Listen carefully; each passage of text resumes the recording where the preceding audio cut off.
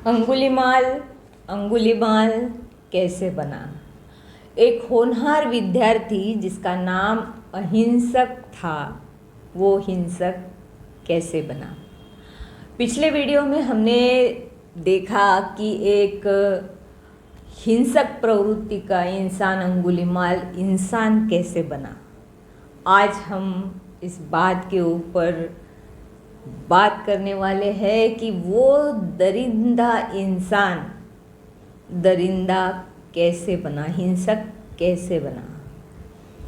दुनिया में बहुत प्रकार के लोग होते हैं। कुछ लोगों को जेलसी होती है। जेलसी एक बीमारी है, मानसिक बीमारी है। किसी के कामयाबी पे जलना ये मेडिकली मेंटल अनफिट व्यक्ति है।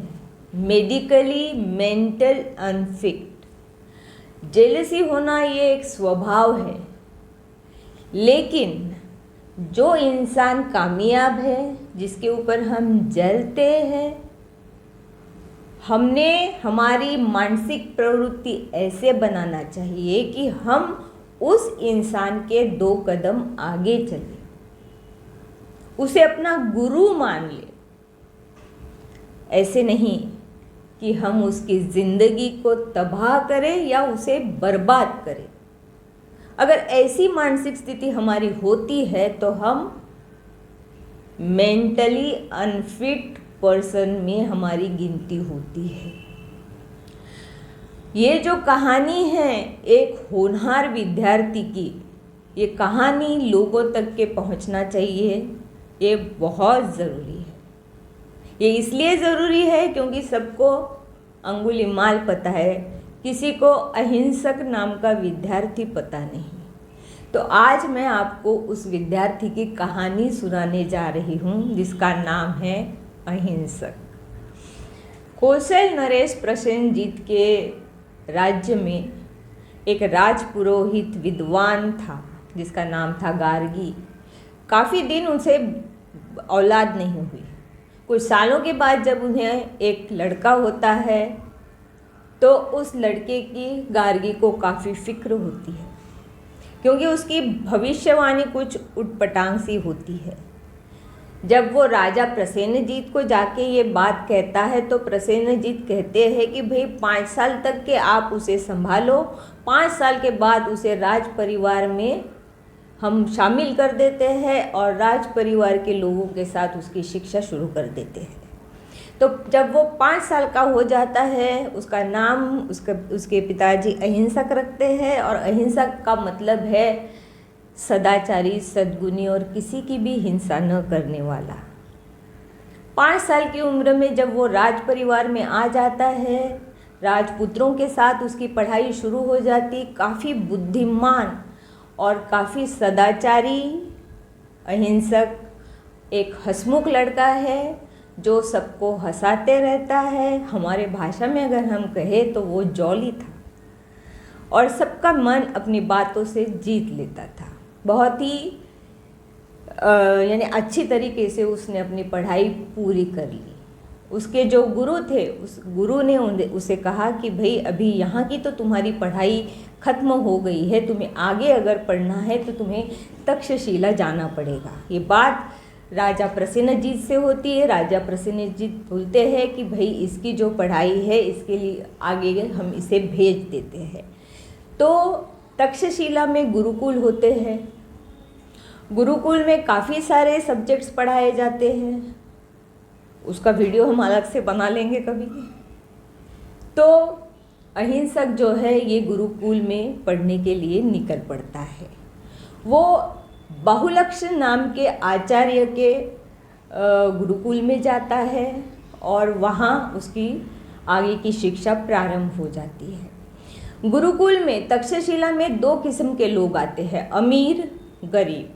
अमीर जो है वो राजपुत्र है, धनाढ्य लोगों के बच्चे हैं, बिजनेसमैन के बच्चे हैं, और कुछ गरीब बच्चे भी हैं। जो अमीर बच्चे हैं वो पढ़ते रहते थे और जो गरीब बच्चे थे उन्हें गुरुकुल का सारा काम करना पड़ता था। उन्हें धर्म निवासी कहते थे। ये लड़के जो है ये गुरुकुल की साफ सफाई से लेके, खाना बनाने से लेके, जंगल की लकड़ियाँ लाने से लेके, आचार्य के घर में यानी गुरु के घर में भी वो सेवा देते थे। तो अहिंसक जो था ये धर्म निवासी था, गरीब बच्चा था, वो गुरुकुल के सभी काम करता था और इन लोगों की पढ़ाई के लिए एक सीमित समय रखा गया था। और धनाढ्य जो अमीर बच्चे थे वो पूरा टाइम पढ़ सकते थे, लेकिन इन बच्चों के लिए काम धाम निपटा के बस एक थोड़ा सा ही समय बचा रहता था जब वो पढ़ाई कर सकते थे। लेकिन अहिंसक इतना बुद्धिमान था कि उसने सारी ही पढ़ाइयाँ, जैसे खेलकूद हो, पढ़ाई हो, युद्ध कौशल्य हो, सभी इसमें वो निपुण रहा। वो पूरे गुरुकुल में, पूरे तक्षशिला में काफ़ी प्रसिद्ध हो गया। सभी आचार्य उसका मान सम्मान करने लगे। जिस गुरु के घर में वो सेवा देता था, उस गुरु की जो पत्नी थी, गुरु माता जिसे वो कहता था, उससे काफ़ी प्रेम करती थी। गुरु और गुरु माता दोनों को वो उन्हीं के बच्चे की तरह ही था। जब वो गुरुकुल में गया वो 13 साल का था। अब वहाँ पे पढ़ाई करते करते वो एक उम्दा खूबसूरत सा जवान भी हो गया था। तक्षशिला के आजू बाजू में छोटी बड़ी लड़ाइयाँ होती रहती थी, आक्रमण हुआ करते थे। तब गुरु अहिंसक के नेतृत्व में ये लड़ाइयाँ भी करने के लिए उसे भेजा जाता था और वो जीत के ही आता था। तो वो युद्ध कौशल्य में निपुण भी था। अब सभी गुण अगर किसी एक बच्चे में दिखाई दिए तो स्वाभाविक है कुछ लोगों को जलन होती है। अब जो धनाढ्य बच्चे थे, जो राजपुत्र थे, वो सोचते थे कि भाई इसे क्यों इतना इम्पोर्टेंस या महत्व दिया जाता है पूरे तक्षशिला में, हमारी तो कोई बात ही नहीं करता, चलो इसका कांटा ही निकाल के फेंक देते हैं। तो उसके लिए षड्यंत्र शुरू हो जाते हैं। काफ़ी सारी उसकी बदनामियाँ की जाती है और उसकी कंप्लेंट्स गुरु के तरफ लाई जाती है। जब गुरु कहते हैं कि नहीं भाई ये तो ठीक नहीं है, पहले तो शुरू में वो मानते नहीं, तब एक बहुत ही नीच तरीके का एक षड्यंत्र रचा जाता है। अब अहिंसक की पढ़ाई खत्म होते आती है, घर लौटने का वक्त आता है। वो सोचते रहता है कि मैं अभी घर जाऊंगा, अपने पिताजी की तरह उनकी जगह लेके राजपुरोहित बन जाऊंगा, सेवा दूंगा। तो वो गुरु माता को मिलने जाता है ये बताने के लिए कि भाई अभी मेरी पढ़ाई हो चुकी है, अब मैं जाने वाला हूँ, तो मिलने आ गया हूँ। अब हमेशा की तरह अहिंसक और गुरु माता बातें करते रहते हैं। गुरु माता बच्चे की तरह अहिंसक को सहलाते रहती है, लेकिन इसी दौरान वो जो अमीर बच्चे हैं गुरु के कान में बोल देते हैं कि अहिंसक और गुरु माता में कुछ अनैतिक संबंध है। अब इतनी बात काफ़ी हो जाती है गुरु के लिए कि शंका तो ऐसी चीज़ होती है जो एक बार दिमाग में घुस जाए तो जहर के तरह शरीर में फैल जाती है। अब गुरु को ऐसे लगता है कि क्या किया जाए, अगर कुछ कहा जाए तो बदनामी हो जाएगी और अहिंसक इतना फेमस है कि उसके खिलाफ बोलने से भी प्रॉब्लम आ जाएगी, तो क्या किया जाए। गुरु दक्षिणा देने का वक्त आता है। सभी विद्यार्थी गुरु दक्षिणा देते हैं, जो गुरु मांगता है गुरु दक्षिणा दी जाती है। जब अहिंसक का वक्त आता है, अहिंसक जाके गुरु से पूछता है कि गुरु क्या दक्षिणा दूँ, तब गुरु उसे कहते हैं कि 1000 इंसानों की जान लेके उनके सर मुझे लाके दो। अब अहिंसक स्तब्ध हो जाता है, उसे समझ में नहीं आता है कि उसकी गलती क्या हुई। गुरु माता को जब ये पता चलता है, गुरु माता रोना ही शुरू कर देती है। वो समझाने की कोशिश करती है गुरु को, लेकिन गुरु टस से मस नहीं हो रहे। अहिंसक भी समझाने की कोशिश करता है, लेकिन गुरु टस से मस नहीं हो रहे। अब उन दिनों में जब तक कि गुरु दक्षिणा ना दो तो शिक्षा का कोई महत्व ही नहीं रहता। वो शिक्षा वो उपयोग में नहीं ला सकते। अब गुरु दक्षिणा तो देनी ही पड़ेगी। अहिंसक बहुत नाराज हो जाता है, रोते रहता है और जंगल की ओर निकल पड़ता है। उसे दिमाग में एक ही धुन है कि उसे गुरु दक्षिणा देनी है और 1000 जान का उसे संकल्प करना है। वो पागलों की तरह लोगों की जान लेता रहता है, सर को एक जगह जमा करते रहता है। एक दिन वो भूल ही जाता है कि उसने वो सर कहाँ जमा करके रखे हैं।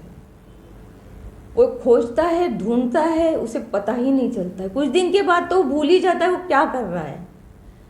फिर उसे पता चलता है कि ये काम करते हैं हम लोग, मार के उसकी उंगली जो है काट के गले में हार बना के पहनता हूँ ताकि मैं 1000 जो है जान ले चुका हूँ मैं गिन सकूँगा। नौबत यहाँ तक के आती है कि प्रसेनजीत परेशान हो जाता है कि इस अंगुलीमाल का हम क्या करें। जब उसने अंगुलियाँ पहनना शुरू कर दी रहती है तब वो अंगुलीमाल नाम से जाना जाता है। अब इस अंगुलीमाल का क्या करे प्रसेनजीत को कुछ पता नहीं। प्रसेनजीत पूरी सैनिकों की एक टोली भेजते हैं वहाँ, लेकिन ये युद्ध कौशल्य में निपुण अकेला अहिंसक सभी को मार देता है। अब परेशान प्रसेनजीत समझ में नहीं आ रहा क्या करे। उसी दौरान 24वां वर्षवास के लिए गौतम बुद्ध श्रावस्ती में आते हैं। गौतम बुद्ध को ये कहानी पता चलती है अहिंसक की, और गौतम बुद्ध को जो खौफ है अंगुलीमाल का वो भी पता चलता है। और गौतम बुद्ध को पता है कि ये युद्ध से नहीं जीतने वाला, इसे बदलने के लिए कुछ साइकियाट्रिक ट्रिक अपनानी पड़ेगी। तो वो हमने पिछले वीडियो में देख ली है। एक होनहार विद्यार्थी होता है जिसकी जिंदगी बर्बाद करने के लिए कुछ चंद धनाढ्य विद्यार्थी वजह है। तो इसमें मैंने ये बताने की कोशिश की है कि मेंटली अनफिट पर्सन होते हैं दुनिया में। इस मेंटली अनफिट पर्सन्स का कुछ ट्रीटमेंट होना चाहिए। बहुत सारे स्टूडेंट्स हम आज भी देखते हैं कि इस जेलसी के वजह से किसी का बहुत ही गहरा नुकसान होता है, या तो फिर कोई तो आत्महत्या भी कर लेते हैं। होनहार बच्चे आत्महत्या भी कर लेते हैं। तो ये अंगुलीमाल की अहिंसक विद्यार्थी की कहानी मैं उन लोगों तक के पहुंचाना चाहती हूँ कि अगर आपको किसी की कामयाबी से जलन हो तो आप उसे अपना गुरु मान ले,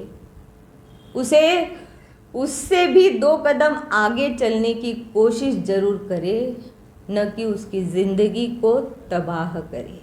एक अहिंसक नाम का विद्यार्थी जो होनहार था, उसे हिंसक बना के पूरी उसकी ज़िंदगी ही बर्बाद और तबाह कर दी जाती है। ये अच्छी बात नहीं है। धन्यवाद।